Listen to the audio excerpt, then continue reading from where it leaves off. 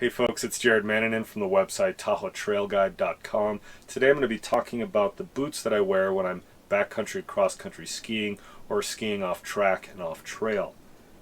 If you haven't already watched my video about the backcountry skis and bindings that I use, as well as the cross-country ski poles that I use when I'm backcountry cross-country skiing, I recommend watching those. You don't necessarily have to watch them before this one. So just, take your time watching all of them, but it is essentially a little mini 3-part series that's focused on the gear that I use when I'm backcountry cross-country skiing. Okay, so backcountry cross-country ski boots.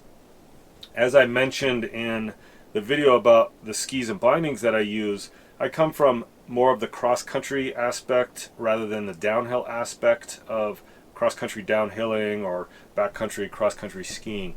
So my interest mostly lies in the diagonal striding or the classic technique. Most of the time we're out in the backcountry, we're doing either flat or uphill skiing. So if you don't have good technique and you're just walking and shuffling, it gets really tiring. And as far as I'm concerned, it's not very exciting to be out there doing that, which is why I like to take all those lessons that I've learned in groomed terrain, the classic diagonal technique that you use with cross-country skiing, into the backcountry. And with classic technique, you need to have the ability to flex your feet naturally. You can do it in stiffer boots, and there are some relatively stiff boots on the market, but those boots have a lot less flex than the boots that I run. And again, those are focused on mostly the downhill portion, where I'm focused mostly on the flats and the uphill portion, just because that's where we're spending most of our time in the backcountry skiing. So I make that sacrifice by using a slightly softer boot. But the most important aspect of the boot, as far as I'm concerned, is that it needs to be comfortable.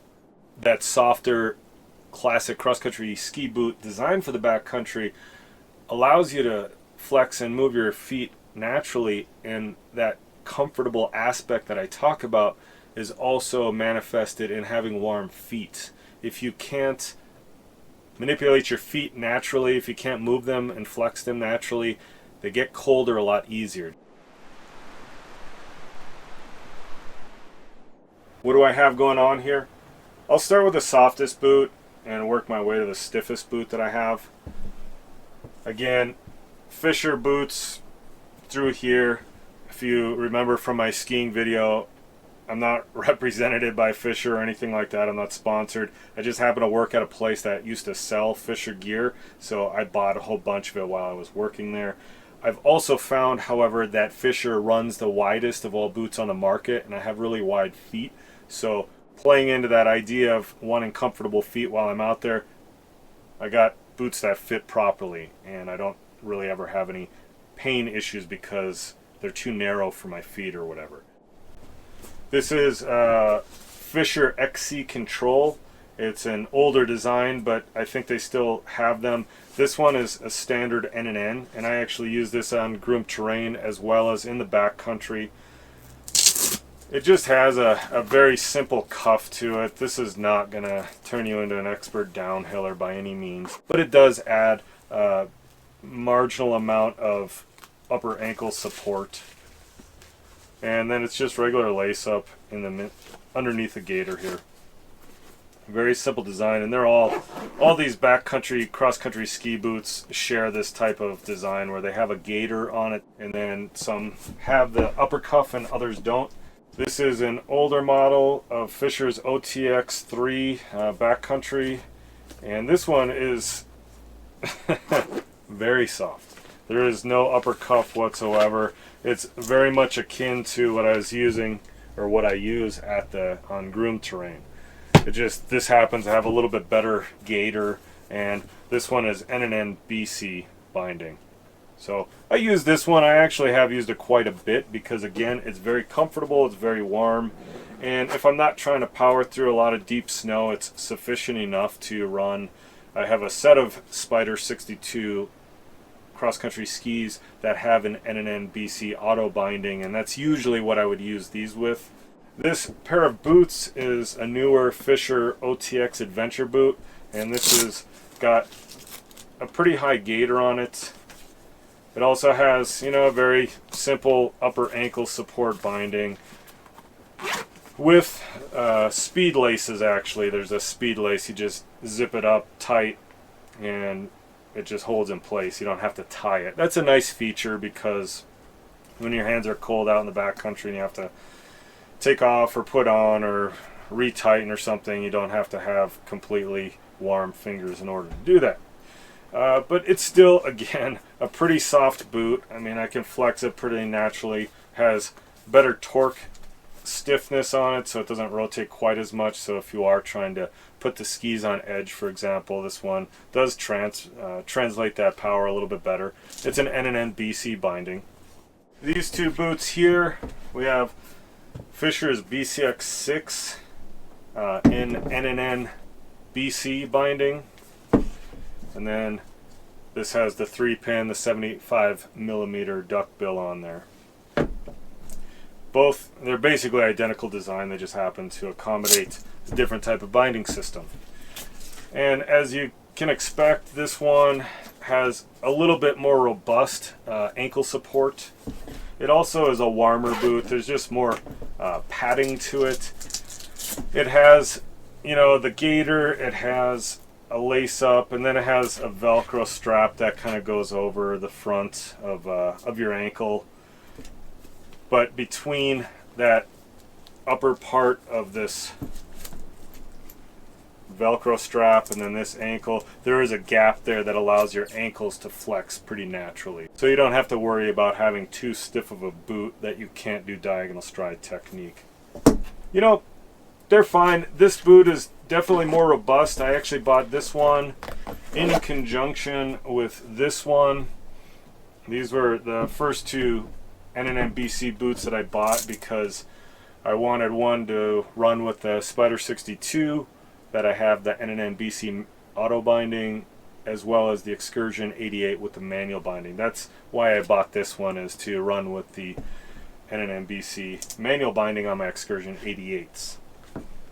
I've kind of started using this boot a lot more this season with those Excursion 88s because we haven't had very deep snow this year, so I can run this with a little bit less support. I can run those 88s relatively easy. I also just wanted to kind of break this one in. I acquired it from a friend of mine, a coworker, who didn't like the boots at all because they didn't fit their feet, and they fit mine perfect. So it was a win for me. And another reason why I end up acquiring a lot of gear is you have friends with gear and that doesn't work for them, or they don't want it, so then I start to gather more gear. The 3-pin Fischer BCX6 that I have is definitely stiff. I think it's more stiff than the N&N BC, and it's probably has more to do with the actual sole and this whole front part. But I will say that I had to do some repair on this boot. I had to slap a whole bunch of shoe glue in there because this toe cap on it was starting to peel up. I don't really care. I don't think the boot is going to fail as a result, but I did have to do some maintenance on it. And yeah, it's just a standard 3-pin, pretty solid boot. It's stiff enough for going downhill. It's soft enough for diagonal striding. I will say though about both of these, I'm not a huge fan of all this, doing the gaiter, doing the lace ups, doing that Velcro strap, and then you got the strap over the top of it.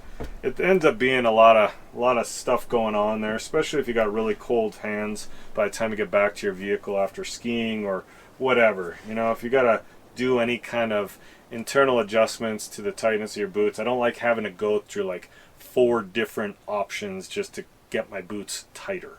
That kind of annoys me a little bit, so I'm not a huge fan of all of that, but I've learned to live with it. It's fine.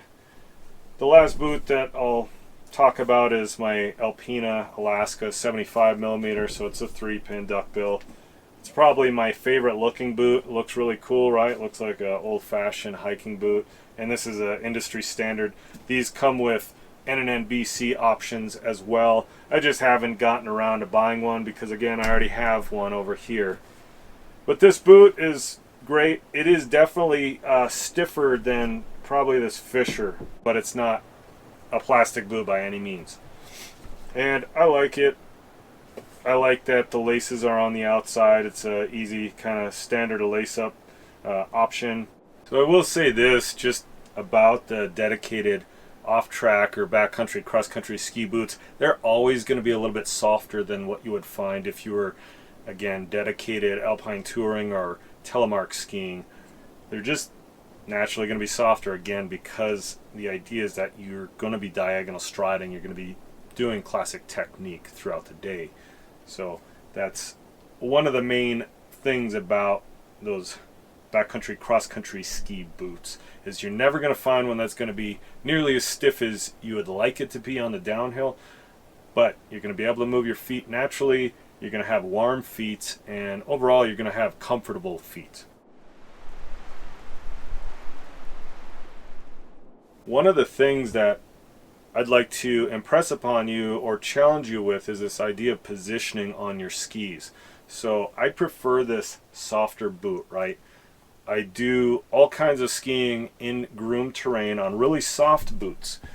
Honestly, this last year, these little Fischer touring boots, this is what I used for work all the time when I was instructing, when I was skiing on my breaks, whatever. I could roll this thing up into a taco and stick it into my back pocket practically. It's that soft, right? It's super comfortable. There's no structure to it whatsoever. It's just like foam, or whatever they use, Thinsulate and foam to keep it so that your feet are warm, but there's no structure whatsoever. And I can ski with these boots in any groomed terrain relatively easy. I'll even take these off trail sometimes with my Spyder 62 millimeters that have the standard N&N binding on them. But I focus again on technique. I invest in technique. I learn how to move my body so that my skis follow suit, and it doesn't take a whole lot of forcing or coercing them to do what I want them to do. So having a softer boot requires you to have much more precise on ski positioning. You can't fudge when you have a soft boot, especially when you're going downhill. So I'm taking the long-term approach to this whole aspect of becoming a better cross-country skier downhill in the backcountry. I'm embracing this idea that I can create the structure of my body, the skis will follow. Obviously, there's always going to be exceptions to that rule, and you're going to be in a situation where the terrain is just way too choppy, it's too icy, there's too many sun cups or pock marks, that finding that position and then maintaining that position throughout your ski session could be really challenging, regardless of boots that you're wearing, probably. But that's kind of my approach to this thing, is I want to get myself in the correct position, and that should enable those skis to be in that correct position as well. Again, so long as I'm not trying to power through like a whole bunch of crud and that sort of thing, that's going to always be a challenge no matter what. Again, let's get our positioning correct, and let's let those turns manifest naturally, because we have achieved that ideal position. Just to recap, comfortable feet are very important to me, so I buy boots that fit properly, that allow my feet to move and flex naturally, as well as enable me to efficiently and effectively diagonal stride when I'm in the backcountry. That is a sacrifice, however, as I mentioned previously, because a softer boot is going to be more challenging to use to manipulate your skis. That said, I'm really trying to invest in learning ideal body position more than having gear make me ski better. Okay folks, that's about all I have today. If you have any questions or feedback, post it in the comments section below. If you liked the video, give it a thumbs up. Please subscribe to my YouTube channel, and then check out TahoeTrailGuide.com, where I have companion articles to go along with these videos that I make. If you have the compelling urge to contribute in a financial way to the health and longevity of Tahoe Trail Guide as well as this YouTube channel, I have a Patreon, PayPal, and Venmo option for making those contributions. I just want to say thank you to all of my Patreon subscribers, as well as those who have made contributions via PayPal and Venmo. You guys are amazing. It's totally inspiring, and it really encourages me to keep producing these videos and articles for you. Thank you so much. Take care, and I will see you next time.